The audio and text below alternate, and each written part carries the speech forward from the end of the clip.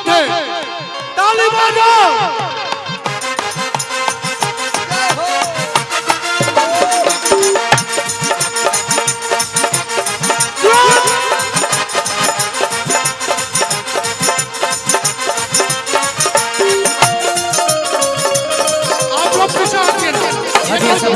सब लोग के साइड, सबके साइड आइए, इधर आइए, आप उधर आप लोग इधर।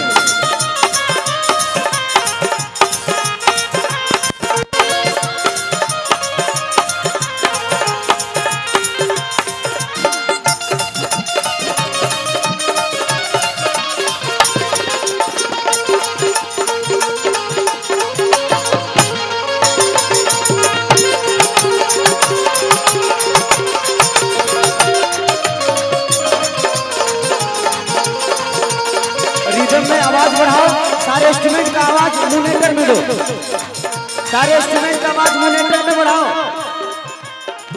सारे इंस्ट्रूमेंट का आवाज मॉनिटर में बढ़ाओ। सोना भाई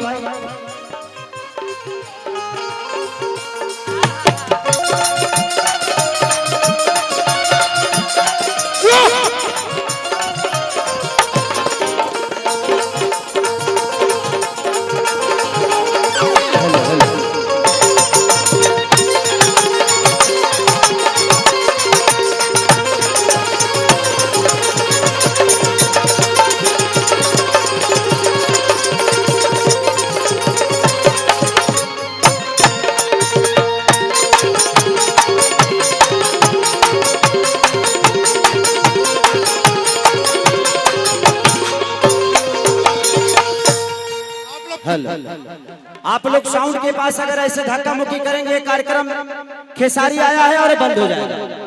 तो साउंड के पास है, जितने भी वॉलंटियर हैं लाठी डंडा लेकर साउंड के पास आप लोग, ताकि कोई साउंड के पास धक्का मुक्की ना करे, नहीं तो ये कार्यक्रम बंद हो जाएगा। तो साउंड के पास से लोगों को हटा दीजिए, इधर से भी और उधर से भी।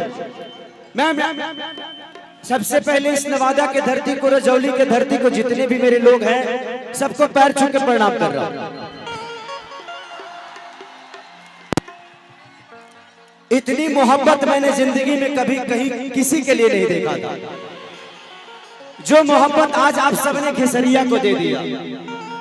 धर्मेंद्र भी आपको दिल से प्रणाम, हमारे डॉक्टर साहब, हमारे बड़े भाई छोटू छलिया, मंच पे जितने भी लोग हैं सबको सम्मान करता हूं।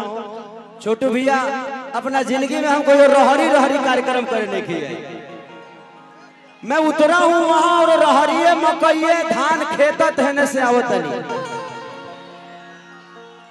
ये आपकी मोहब्बत ही है जो खेसारी को भी आने पे मजबूर कर दिया। आपने खेसारी को इतना मोहब्बत दिया कि खेसारी इस स्टेज तक आने के लिए बाइक से आना पड़ा। ये आपकी मोहब्बत है, दिल से प्रणाम है कि ये मोहब्बत कभी कम मत करिएगा अपने बेटा के लिए, कम नहीं करेंगे। आई लव यू भैया, बॉक्स गिरा दिया ये सब दोनों देखने। यहाँ से बॉक्स गिर गया, ये कार्यक्रम बंद हो जाएगा। यहाँ से प्लीज आप लोग वॉलंटियर जो भी लाठी डंडा लिए हैं आप लोग हटाइए लोगों को।